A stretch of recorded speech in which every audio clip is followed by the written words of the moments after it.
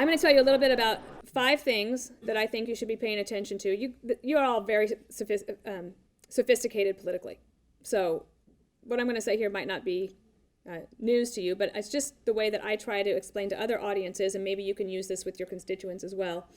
5 things that you should be thinking about in this election as you watch hopefully you're watching cable news, to see what's happening in the day. These are 5 things just from my perspective to keep in mind. First of all, you always have to expect the unexpected. 3 examples. September 10th, 2001, the White House communications team was gathered until 10 p.m. at the White House. Guess what they were talking about and worried about? The Dick Cheney Energy Task Force. This is the biggest news. Remember the New York Times, every day, the secretive Dick Cheney Energy Task Force. September 11th happens the next morning, the attacks, and no one ever talks about the Dick Cheney Energy Task Force again. For President Obama, the moment I think was the most jarring and serious was when Ed Snowden revealed all the nation's intel secrets in June of 2013. That fundamentally transforms not just only his diplomatic efforts, but for all future presidents. That was gigantic. The third thing is on the show, on the 5, every New Year's Eve, we do these predictions. Everybody has to predict what's going to happen this year. So I'm 3 for 3. 3 years ago, I said that Kate Middleton would announce she was pregnant with her second baby. The second year, I said that Harry Reid will not run for re-election. He'll resign from the Senate after this season. That sounds like baseball. This cycle. That turned out to be true. This year, my prediction was that there would be a Supreme Court vacancy before the election. I didn't know who, but just look at the actuarial tables. I mean, it's like a prediction that you could put money on it. It's true, because this is recorded, I know, for educational purposes. But a Supreme Court vacancy can throw everything up in the air. And I worked on Roberts, Myers, and Alito. So I actually think that this is not going to be as big a deal in the next 3 months, but come election time, the Supreme Court issue is going to be very, very important as people start to focus on that. The second thing that people should be focused on is, I don't know what all the industries you all are involved in, but especially when it comes to the federal and state relationship and some of the constituents that you might have. There's not much is going to happen in Congress this year. Do you know where all the activity is? It's at the agencies. It's at Labor Department, EPA, Department of Energy, Treasury. Believe me, they are laying all sorts of little ticking time bombs that all of a sudden in February of 2017 will become very apparent, and then it's hard to get the toothpaste back in the tube. A good example, right before he left office, President Clinton filed a lawsuit against 9 coal-fired power plants in the United States. He had no intention of prosecuting those cases, but what he did is he put George W. Bush in a position of having to decide whether to move forward with the case or not. It becomes an immediate PR nightmare. So are you the big coal president or not? Turns out, after lots of gnashing of teeth, the president does not pursue those cases. And instead we have the regulations for clean coal, et cetera. But that's where all sorts of activity is happening. So as you think about what's going on this year with Congress, I wouldn't worry about that as much as I would of what's happening behind the scenes.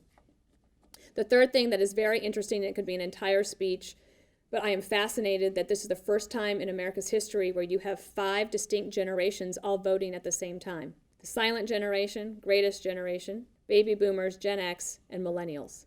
They see the world very differently. They communicate extremely differently. So the silent generation, how do they get their news? CBS Evening News, 6 o'clock, that's how they've gotten their news. Every night they get the hard copy paper. They might listen to the radio in the morning.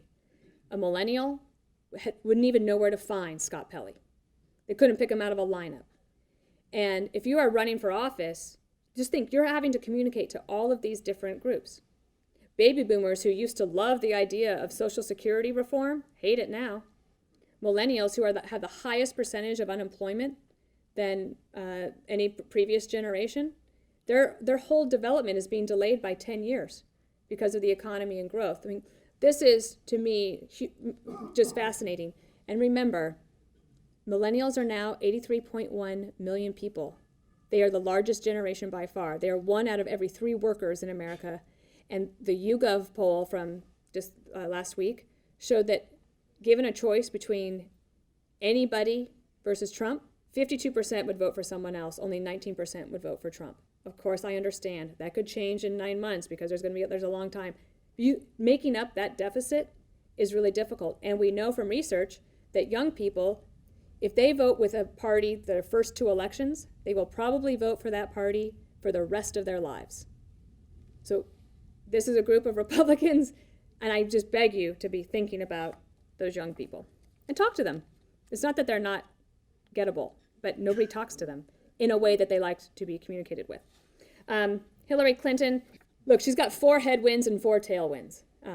There's lots of things going her way and lots of things that are very difficult for her. And with Donald Trump in the race, if he does become the nominee, even David Plouffe, who ran Obama's campaign, says it's a total wild card and they don't know how it would turn out. In addition, the issue of the emails and the possible indictment hanging over her head, and Obama's head. Don't forget, she's put President Obama in a terrible position because either way, if she's indicted or she's not, President Obama is on the hook. That is a terrible way to treat your president, in my opinion. The 5th thing, the biggest enemy of Republicans, guess what it is? Republicans. That's the 2nd biggest thing. The number 1 biggest problem is wishful thinking. We are usually logical. We look at data. I remember in 2012 when I actually really believed that Romney could win. And Bob Beckel on the 5 would say to me in the commercial breaks, like, Dana, he's not going to win. These numbers are, it's not possible. And I'm like, oh, Bob, shut up, Bob. Of course it's going to, who could vote for President Obama again? And I remember that night on election night, Bob was so kind to me. I was so embarrassed at the election results. And, like we're supposed to be there from 8 to 1 a.m. or something. Well, by 8:15, it's very clear. It's a rout. And I looked at Bob and I said, Bob, this is so embarrassing. And he was so kind. He said, well, it's not like losing 49 states embarrassing. He ran the Mondale campaign. And he said, look, kid, it just was not possible mathematically. And I remember thinking then, like, I will never do that again. I will never fall for it again. I will never believe in this false hope, and I will never spread it, because that is the biggest enemy, is thinking that something is going to happen that doesn't.